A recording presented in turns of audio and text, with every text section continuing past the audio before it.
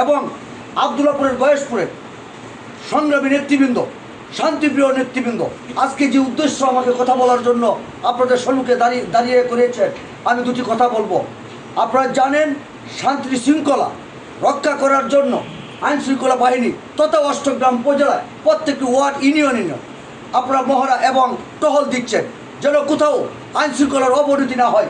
আমরা দেখতে পাচ্ছি অষ্টগ্রাম উপজেলা অফিসার ইনচার্জ আপনার সততার সাথে অষ্টগ্রাম উপজেলা প্রত্যেকটি ওয়ার্ডে যেভাবে অভিযান চালিয়েছে, এই অভিযানের মাধ্যমে মাদক দ্রব্য নিয়ন্ত্রণের জন্য উনি কঠোর পরিশ্রম করে যাচ্ছেন। সেই পরিশ্রমটা আমাদের অষ্টগ্রামের জন্য তথা অষ্টগ্রামের মানুষের ভাগ্যের পরিবর্তনের জন্য, যেন স্ত্রীকে স্বামী না মারে, ভাইকে ভাই না মারে, পিতাকে সন্তান একটা ইয়াবার টাকার জন্য পিতাকে যেন সন্তান না মারে, সেদিকে সজাগ দৃষ্টি রেখেছেন আমাদের অষ্টগ্রাম প্রশাসন।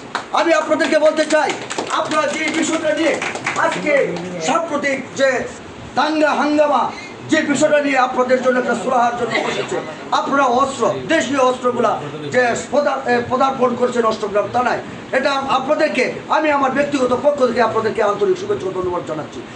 কারণ আপনারা শান্তি চান, দেশের আইন শৃঙ্খলা রক্ষা করার জন্য আপনারা নিজেরা আত্মসমর্পণ করেছেন। এই জন্য আবারও আমি আপনাদেরকে আন্তরিক শুভেচ্ছা অভিনন্দন জানাই।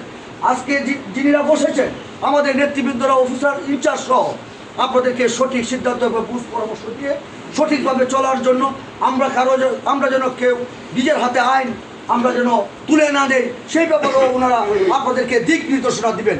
আমি বলতে চাই আপনাদের সম্মুখে, আপনারা শান্তপ্রিয় চলেন, দেশে আইন শৃঙ্খলা আছে, সুন্দরভাবে চলেন, এই আশাবাদ ব্যক্ত করে আমি আমার খুব সংক্ষিপ্ত বক্তব্য এখানে শেষ করছি। সবাইকে ধন্যবাদ, সবাই শান্ত সুষ্ঠুভাবে থাকবেন। আবারও ধন্যবাদ জানিয়ে আমি আমার বক্তব্য এখানে শেষ করছি। আসসালামু আলাইকুম।